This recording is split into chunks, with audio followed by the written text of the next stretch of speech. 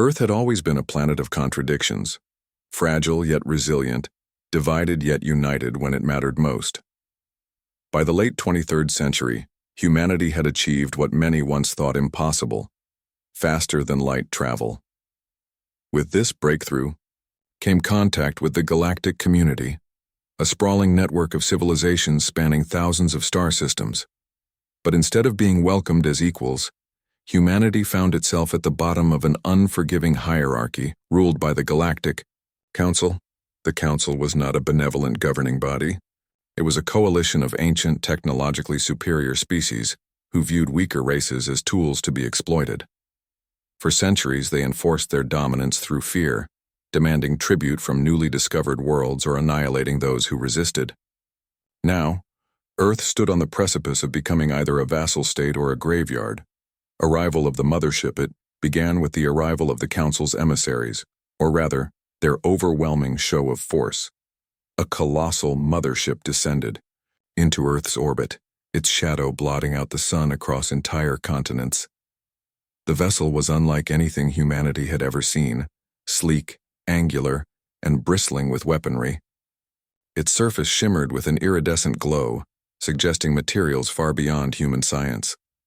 News of the ship spread like wildfire.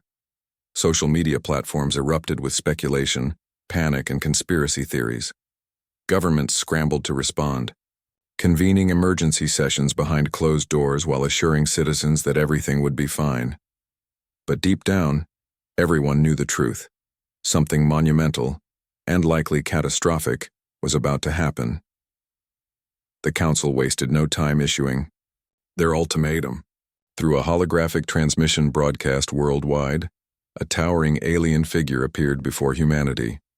It called itself Xyloth, Supreme Chancellor of the Galactic Council.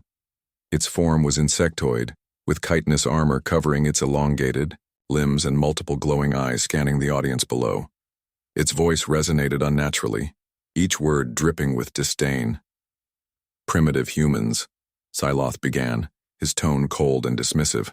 "Your species has stumbled upon the threshold of true civilization. You are fortunate we have deemed you worthy of inclusion in our domain. However, your continued existence comes at a cost." Xyloth listed the terms of the tribute: rare minerals, mined from Earth's crust, blueprints for every major technological advancement humanity had achieved since the Industrial Revolution, and 10,000 individuals selected randomly to serve as laborers aboard Council vessels. Failure to comply within one solar cycle, an arbitrary time frame chosen to mock humanity's limited understanding of time, would result in the complete destruction of Earth. The transmission ended abruptly, leaving billions stunned into silence. Streets emptied as people retreated indoors, glued to screens replaying the message. Some cried openly, others raged against the injustice. Many simply sat in numb disbelief, unable to process the enormity of what had just transpired. Debate among leaders in secret chambers beneath fortified bunkers. World leaders gathered to discuss Earth's fate. The United Nations Security Council convened alongside representatives from every nation, forming a hastily assembled Global Defense Initiative, GDI.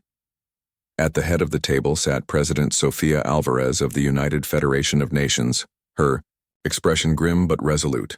"We can't fight them," said General Hiroshi Tanaka, commander of Earth's fledgling space fleet. "Their technology is centuries ahead of ours. Even if we pooled all our resources, we'd barely scratch their hulls." Tanaka's words were met with murmurs of agreement. Humanity's military capabilities paled in comparison to the Council's.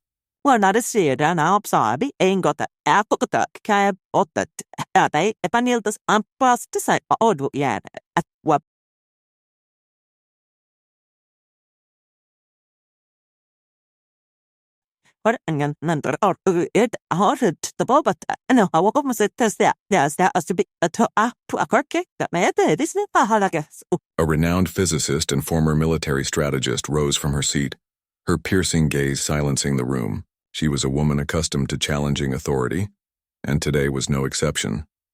"Surrender isn't our only option," she said firmly. "Yes, the Council is powerful, but they underestimate us. They see us as primitive, disorganized, and weak. What they don't realize is that humanity's greatest strength lies in its adaptability. We've survived wars, plagues, and natural disasters because we refuse to give up. If we play our cards right, we can turn their arrogance against them. Vasquez outlined a bold plan. While publicly agreeing to the Council's demands, humanity would secretly prepare for war. Underground facilities used for research and development could be repurposed into weapons labs. Outdated spacecraft could be retrofitted with experimental technologies, and spies embedded within the Council's ranks could gather intelligence to exploit their weaknesses. Her proposal sparked heated debate. Some argued that deception would only delay the inevitable. Others believed it was worth the risk, especially given reports from reconnaissance drones showing the Council's fleet lingering ominously near Earth's orbit. Ultimately, the decision rested with President Alvarez. After hours of deliberation, she slammed her fist on the table, signaling her choice. "We'll do both," she declared. "We'll hand over a token tribute to buy ourselves time, but we'll also prepare for the worst. Humanity won't go quietly into the night." Preparations begin with the GDI's approval. Humanity embarked on a dual strategy. Publicly, diplomats worked tirelessly to negotiate the terms of the tribute, ensuring compliance appeared genuine. Behind the scenes, however, preparations for resistance accelerated. Dr. Vasquez spearheaded efforts to develop new weapons. Working tirelessly in a top-secret lab buried beneath the Arctic ice, she experimented with quantum energy fields and particle accelerators. Her ultimate goal was to create a weapon capable of penetrating the Council's impenetrable shields, a device she dubbed the Eclipse Cannon. Though still in its infancy, early tests showed promise. Meanwhile, Captain Marcus Kane took charge of upgrading Earth's space fleet. Once a decorated pilot in the United Space Command, Kane now led a ragtag group of engineers and mechanics tasked with retrofitting outdated ships. Using scavenged parts and reverse-engineered Council tech, they transformed clunky freighters into nimble fighters armed with prototype railguns and EMP disruptors. Training intensified as well. Pilots underwent rigorous simulations designed to mimic Council combat tactics. Soldiers drilled in zero-gravity environments, preparing for potential boarding actions aboard alien vessels. Civilians volunteered en masse, eager to contribute in any way possible. Despite these efforts, morale remained fragile. Rumors of sabotage and betrayal circulated among the ranks, fueled by paranoia and stress. Yet amidst the chaos, small acts of heroism emerged. Families donated scrap metal for weapon production. Farmers rationed food supplies to feed troops. Artists painted murals depicting humanity's resilience, inspiring hope in dark times. Foreshadowing betrayal, as days turned into weeks, troubling reports surfaced from operatives embedded within the Council. Spies revealed that the aliens had no intention of honoring their agreement. Regardless of whether humanity complied, the Council planned to strip Earth of its resources and reduce it to a barren wasteland. Lieutenant Arjun Patel, leader of a covert intelligence unit, intercepted encrypted transmissions detailing the Council's true plans. Before he could relay the information back to Earth, his team was ambushed during a mission to infiltrate a Council outpost. Surrounded and outnumbered, Patel transmitted the data moments before being captured. The news sent shockwaves through the GDI. There was no longer any doubt. The Council viewed humanity as expendable. Compliance offered no salvation. Defiance was the only path forward. A symbolic gesture. The deadline arrived and Earth's representatives boarded a shuttle bound for the Council's mothership. Accompanied by a meager cargo hold filled with symbolic offerings, worthless trinkets masquerading as valuable tribute, they prepared to face the beings who sought to destroy them. Inside the mothership's opulent chamber, Xyloth awaited, flanked by other Council members. His multifaceted eyes scanned the humans with thinly veiled contempt as they presented their gifts. "This is unacceptable," Xyloth hissed, gesturing toward the paltry items. "You dare insult us with such trivialities?" President Alvarez, standing tall despite the suffocating atmosphere, responded calmly. "We offer what we can. Surely the mighty Council understands the limitations of a young species like ours." For a moment, tension crackled in the air. Then, unexpectedly, Xyloth leaned back, his mandibles twitching in amusement. Very well. Consider this a lesson in humility. Next time, ensure your tribute reflects the gravity of your situation. As the shuttle departed, relief washed over the passengers. They had bought humanity precious time. But the real battle was just beginning.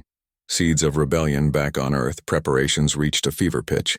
Factories churned out weapons day and night. Scientists pushed the boundaries of physics in pursuit of breakthroughs, and ordinary citizens banded together, determined to protect their home.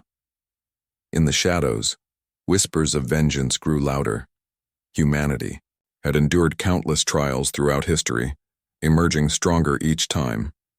Now, faced with extinction, they vowed to rise again, not as victims, but as conquerors. The stage was set. The Galactic Council demanded tribute, but humanity had already chosen its response, defiance. In the weeks following the Council's ultimatum, Earth transformed into a hive of clandestine activity. Beneath the surface of public compliance, humanity waged a shadow war against its oppressors. Dr. Elena Vasquez's lab became the nerve center of this resistance, where scientists worked tirelessly to develop cutting-edge weapons while intelligence operatives coordinated sabotage missions across the solar system. Lieutenant Arjun Patel's intercepted transmission had revealed critical vulnerabilities in the Council's infrastructure. Among these was a sprawling mining colony located on an asteroid belt near Jupiter. Dubbed Corvath Prime, the facility served as a key hub for processing rare minerals extracted from nearby asteroids. These resources fueled the Council's war machine, making it a prime target for disruption. Captain Marcus Kane assembled a team of elite pilots and engineers for the mission. Code-named Operation Shadow Strike, the operation aimed to cripple Corvath Prime without alerting the Council to humanity's true intentions. Every detail was meticulously planned. Cloaked shuttles would infiltrate the perimeter undetected, deploy EMP charges to disable security systems, and plant explosives at strategic points before retreating. As the team prepared for launch, tensions ran high.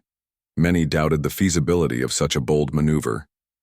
The Council's technology was light years ahead of anything humanity possessed, and even minor miscalculations could result in catastrophic failure. Yet desperation bred determination. If they succeeded, it would send a clear message.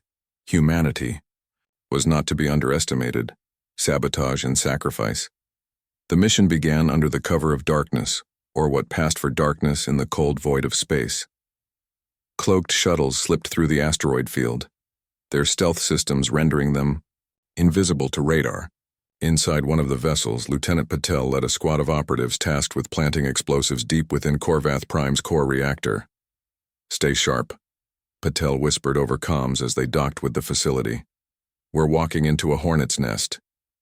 The team moved swiftly, disabling patrol drones and neutralizing guards with precision strikes. They reached the reactor chamber without incident, but their luck ran out moments later. An unexpected patrol stumbled upon their position, triggering alarms that echoed throughout the station. Abort! Kane barked from the command shuttle. Get out of there now! But Patel refused to retreat. Realizing they were cornered, he ordered his team to set the charges manually before creating a diversion to buy time. As explosions rocked the facility, Patel transmitted the location of hidden data cores containing vital intelligence about the Council's military strategies. We'll hold them off, he said grimly. Good luck, Captain. Static filled the comms as Patel's signal cut out. Back aboard the command shuttle, Kane clenched his fists in silent fury. Patel's sacrifice ensured the survival of his crew and the retrieval of priceless information, but the cost weighed heavily on everyone involved. When the dust settled, Corvath Prime lay in ruins. Debris floated silently in the vacuum, a testament to humanity's growing resolve. News of the attack spread quickly among Council officials, who dismissed it as an isolated incident. But for those privy to the truth, it marked the beginning of something far greater. Technological breakthroughs. While covert operations disrupted the Council's supply lines, Dr. Vasquez focused her efforts on developing weapons capable of leveling the playing field. Her crowning achievement, the Eclipse cannon, continued to evolve despite numerous setbacks. Powered by quantum energy fields, the weapon harnessed unprecedented levels of destructive force, theoretically able to pierce even the most advanced alien shields. However, the cannon faced significant challenges. Its immense power requirements rendered it impractical for widespread use, and initial tests resulted in catastrophic meltdowns. Undeterred, Vasquez pushed forward, enlisting the help of AI systems to refine the design. These machines analyzed terabytes of data, identifying inefficiencies and proposing solutions faster than any human could. Simultaneously, Earth's engineers made strides in other areas. Inspired by stolen Council schematics, they developed cloaking, technology capable of masking ships from detection. Though rudimentary compared to the alien standards, it provided a crucial tactical advantage. Retrofitting older vessels with railguns and plasma cannons further enhanced their combat capabilities. One breakthrough came unexpectedly during a routine experiment.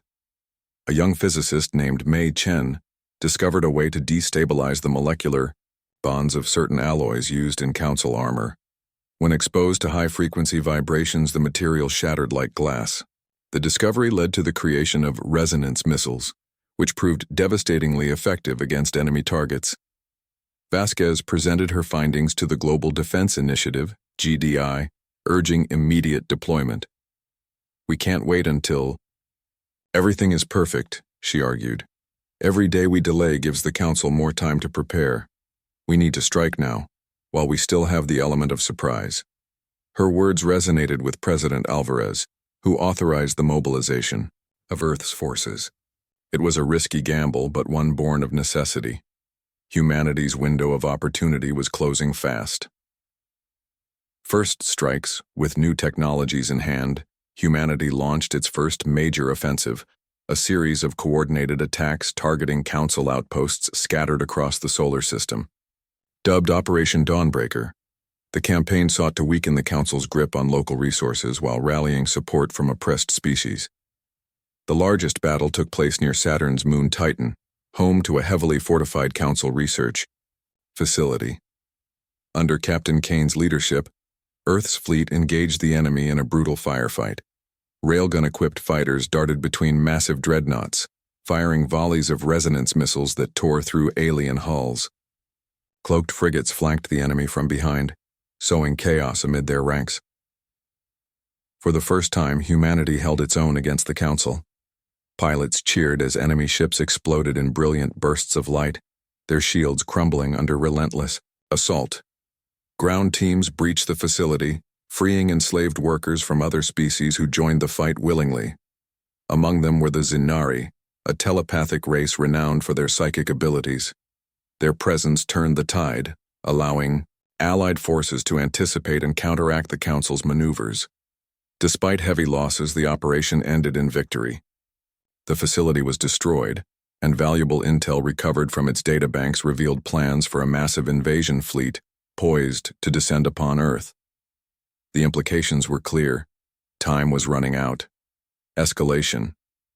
News of the attacks enraged the Council. Xyloth convened an emergency session aboard the mothership, his chitinous form trembling with barely contained fury. "Enough!" he roared, slamming a clawed appendage onto the conference table. "These vermin dare defy us? After everything we've done to spare their pathetic lives?" His advisors murmured nervously. Aware of the Supreme Chancellor's volatile temper, one dared to speak up, offering cautious counsel. "Perhaps we underestimated them," the advisor admitted. "Their ingenuity and adaptability pose a threat, greater than anticipated. Shall we proceed with the invasion?" Xyloth's glowing eyes narrowed. "Yes," he hissed, "but let it be known. When we crush them, there will be no survivors, no mercy. Let this serve as a warning to all who dare challenge the Council's authority." Orders were issued, and fleets mobilized. Thousands of ships converged on Earth's orbit, their ominous silhouettes blotting out the stars. For humanity, the message was unmistakable. The Council intended to annihilate them completely. Yet instead of despair, The announcement ignited a firestorm of defiance. Across the globe, citizens rallied behind their leaders, pledging to defend their planet to the last breath. Factories operated around the clock, producing weapons and supplies. Volunteers flooded recruitment centers, eager to join the fight. Dr. Vasquez stood atop a makeshift platform addressing a crowd of engineers and soldiers. Her voice carried strength and conviction as she spoke. "They think they can break us," she declared.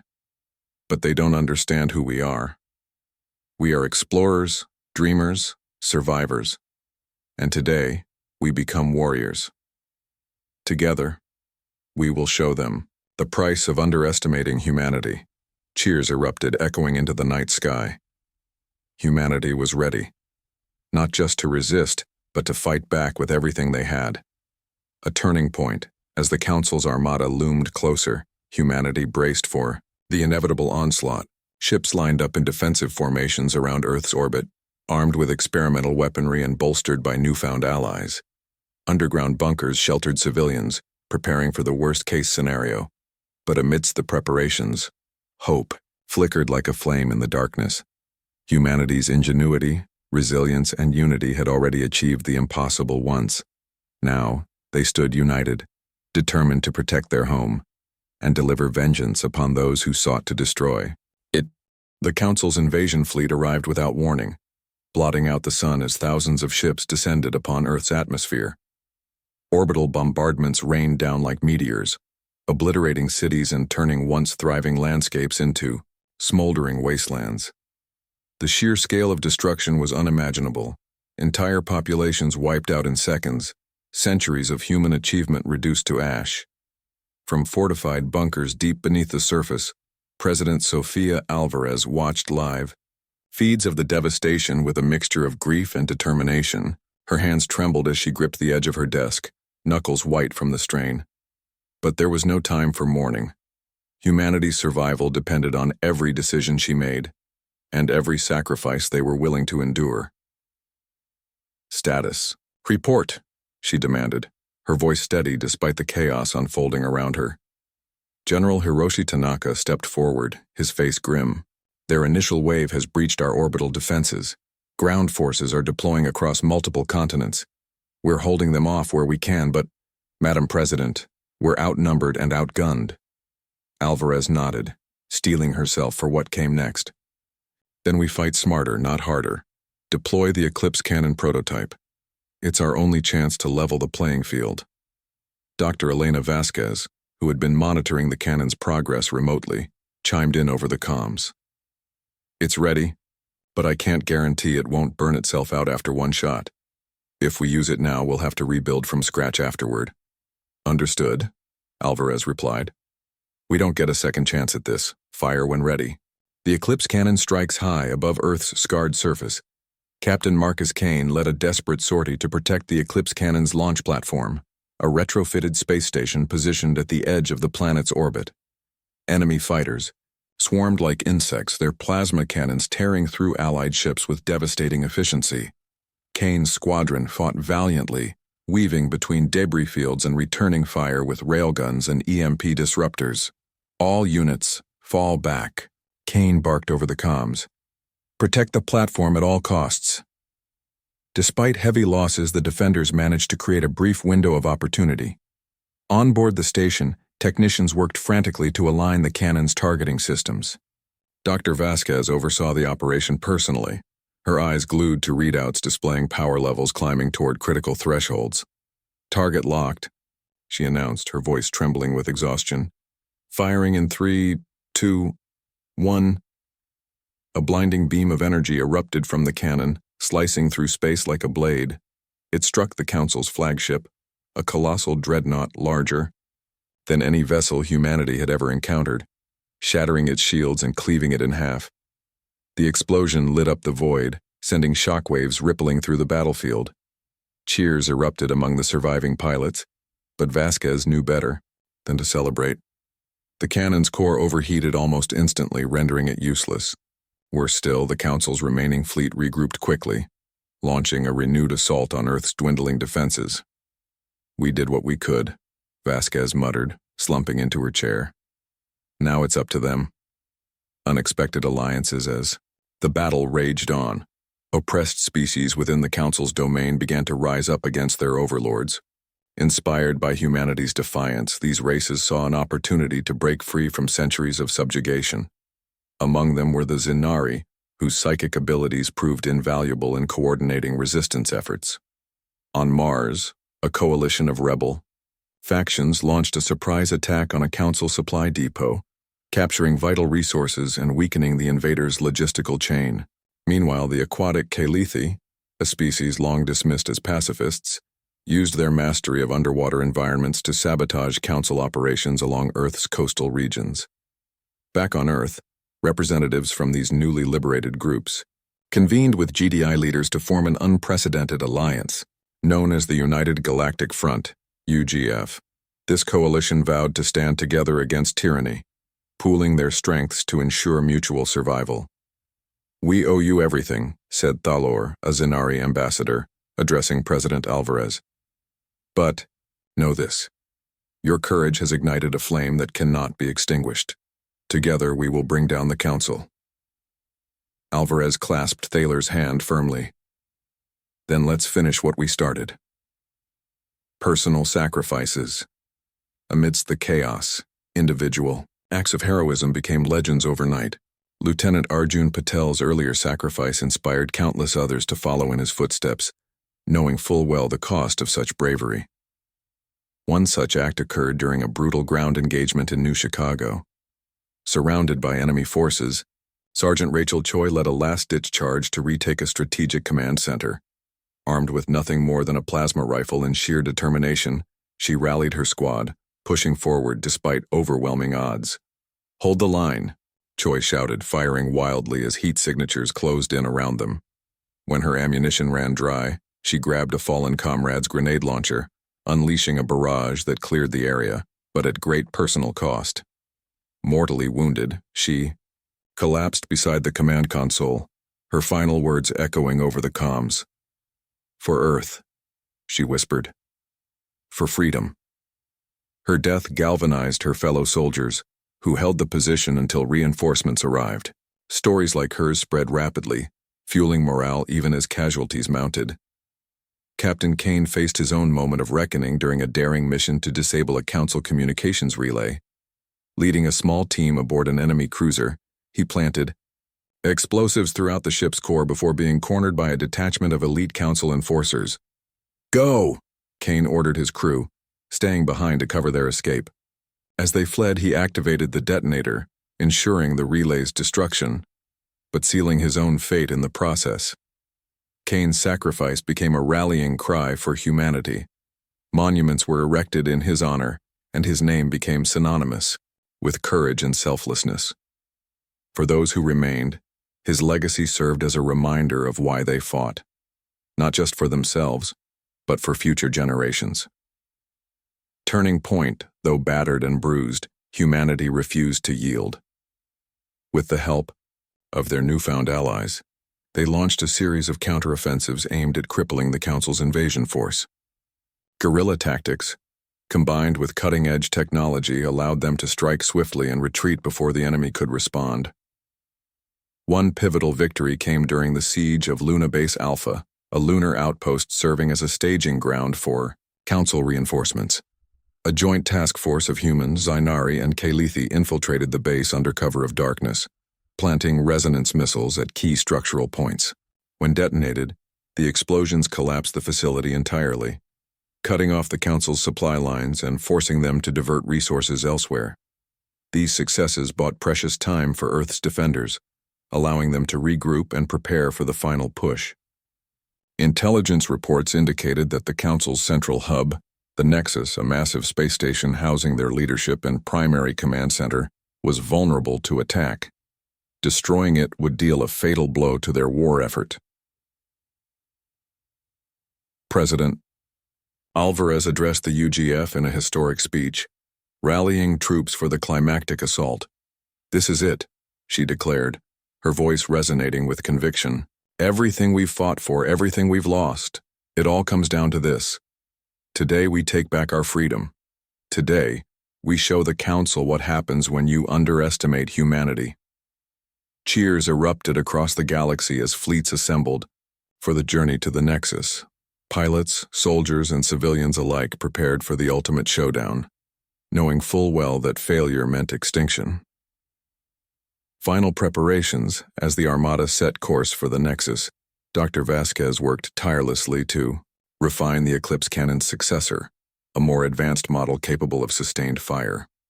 Drawing on data recovered from previous missions, she incorporated feedback from engineers and scientists worldwide, pushing the limits of human ingenuity.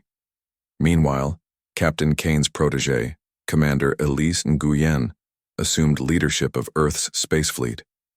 Younger and less experienced than Kane, she nonetheless earned the respect of her peers through quick thinking and unwavering resolve. "We've come too far to back down now," Nguyen told her crew as they approached the Nexus. "Let's make sure Captain Kane didn't die in vain." With weapons primed and alliances secured, humanity stood ready to confront the heart of the Council's empire.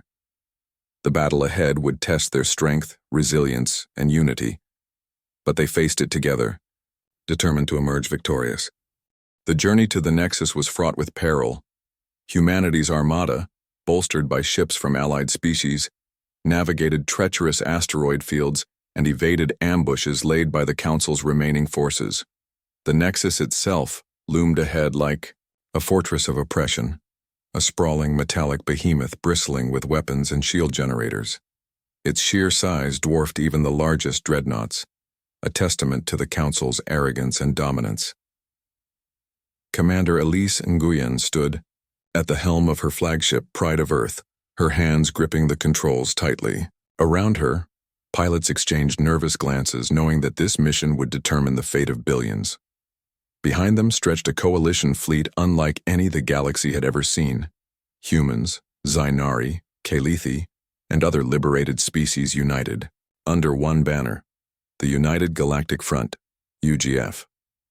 "This is it," Nguyen announced over the comms, her voice steady despite the weight of responsibility resting on her shoulders. "Remember why we're here. For every life lost, for every world enslaved, for every moment of suffering inflicted by the Council, we fight back today. Let's make history." As the fleet approached the Nexus, alarms blared across enemy vessels. The Council's defenses activated, unleashing a barrage of plasma torpedoes and energy beams. Shields flared as ships absorbed hits, holding firm against the onslaught. Pilots executed daring maneuvers, weaving through debris fields and firing volleys of resonance missiles that shattered alien hulls. Dr. Elena Vasquez monitored the battle remotely, overseeing the deployment of the new Eclipse cannon prototype aboard the Eclipse Vanguard, a heavily modified battleship designed specifically for this mission. Her team worked feverishly to stabilize the weapon's core, ensuring it wouldn't fail mid-battle. "Targeting coordinates locked," she reported, her voice strained but resolute. "Ready to fire on your mark, Commander." Nguyen nodded, her eyes narrowing as she assessed the battlefield. "All units prepare for breach protocol. We need to disable those shields before we can strike the Nexus directly." Breach protocol. The UGF's strategy relied on precision and coordination. Squadrons of cloaked fighters darted between enemy ships, planting EMP charges that temporarily disabled their systems. Ground teams infiltrated nearby outposts, sabotaging power relays and creating diversions to draw attention away from the main assault. Meanwhile, the Xynari played a critical role, using their psychic abilities to disrupt the Council's communications network. Telepathic waves rippled through the Nexus, causing confusion and disarray among its defenders. Their efforts allowed the Kalithi to deploy aquatic drones into the station's coolant systems, destabilizing its reactors and weakening its structural integrity. Despite these successes, the cost was high. Ships exploded in brilliant bursts of light, their crews lost forever. Pilots screamed over comms as their vessels were torn apart by enemy fire. Yet amid the chaos, hope flickered like a flame in the darkness. Each victory brought humanity closer to their goal. "We've breached the outer perimeter," shouted Lieutenant Sarah Morales, leading a squad of Marines tasked with securing access points to the Nexus. Proceeding to primary objective. Inside the station, Morales and her team encountered fierce resistance. Council enforcers, massive, biomechanical warriors augmented with advanced weaponry, blocked their path, forcing them into brutal close-quarters combat. Plasma rifles crackled and grenades detonated as corridors filled with smoke and screams. Morales fought with grim determination, her movements precise and calculated. When an enforcer lunged at her, she sidestepped and drove her blade into its exposed circuitry, disabling it instantly. But not everyone was so lucky. Comrades fell around her, their sacrifices paving the way forward. "Keep moving," Morales barked, her voice hoarse from shouting. "We're almost there." Confrontation with power deep within the Nexus, Dr. Vasquez confronted Xyloth, Supreme Chancellor of the Galactic Council. The insectoid leader awaited her in a cavernous chamber illuminated by pulsating energy conduits. His multifaceted eyes glowed with fury as he regarded the human intruder who dared challenge him. "You think you can defeat us?" Xyloth hissed, his voice dripping with contempt. "You are nothing but vermin scurrying beneath our feet." Vasquez stepped forward, her expression calm but unyielding. "You underestimated us, Xyloth. You thought we were weak because we're different. But our strength lies in our unity, our adaptability, and our refusal to give up, even when faced with extinction." Xyloth sneered, raising a clawed appendage to summon reinforcements. Before they could arrive, Vasquez activated a failsafe mechanism hidden within the Eclipse cannon's control panel. A holographic projection appeared, displaying the Nexus's reactor core teetering on the brink of meltdown. "If you don't surrender now," she warned, "I'll overload the core and destroy this station. Billions will die, including you." For a moment, silence hung heavy in the air. Then Xyloth leaned back, his mandibles twitching in amusement. "Do you truly believe I care about such trivialities? Sacrifice yourself if you must. But know this. The Council will rise again. Your defiance means nothing." Vasquez clenched her fists, refusing to back down. "Maybe. But today we take you down with us. Victory and repercussions." Before either side could act, Commander Nguyen initiated the final phase of the assault. The Eclipse cannon fired a concentrated beam of energy that pierced the Nexus's weakened shields, striking its reactor core. Explosions rippled through the station, consuming everything in their path. On board the Pride of Earth, Nguyen watched as the Nexus collapsed inward, its once mighty structure reduced to molten debris. Cheers erupted among the surviving crew members, but Nguyen remained somber. She knew the victory came at great cost. Too many lives lost, too much destruction wrought. Back on Earth, celebrations erupted as news of the Council's defeat spread across the globe. Monuments were erected in honor of fallen heroes, and stories of their courage became legends passed down through generations. President Alvarez addressed the world in a historic speech, vowing to rebuild and ensure such tyranny never rose again. "The Council is no more," she declared, her voice resonant with emotion. "But our work is far from over. Together, we will forge a new future, not just for humanity but for all species, one built on equality, justice, and mutual respect." Epilogue: years later, humanity thrived once again, emerging as a beacon of resilience and innovation in the galaxy. Under the newly formed Interstellar Alliance, former Council worlds joined, forces to prevent future oppression. Earth cities were rebuilt, blending modern technology with lessons learned from the past. In orbit above the planet, a memorial station floated silently, dedicated to those who gave their lives during the war. Inscribed on its walls were the names of countless heroes, from Captain Marcus Kane to Lieutenant Arjun Patel to Sergeant Rachel Choi. Their sacrifices ensured that freedom prevailed, even in the face of overwhelming odds. As stars twinkled in the night sky, a child gazed upward, dreaming of adventures among the cosmos. Somewhere beyond, the spirit of humanity endured, a testament to the indomitable will to survive, adapt, and triumph against all odds. The Galactic Council demanded tribute, but humanity gave them vengeance.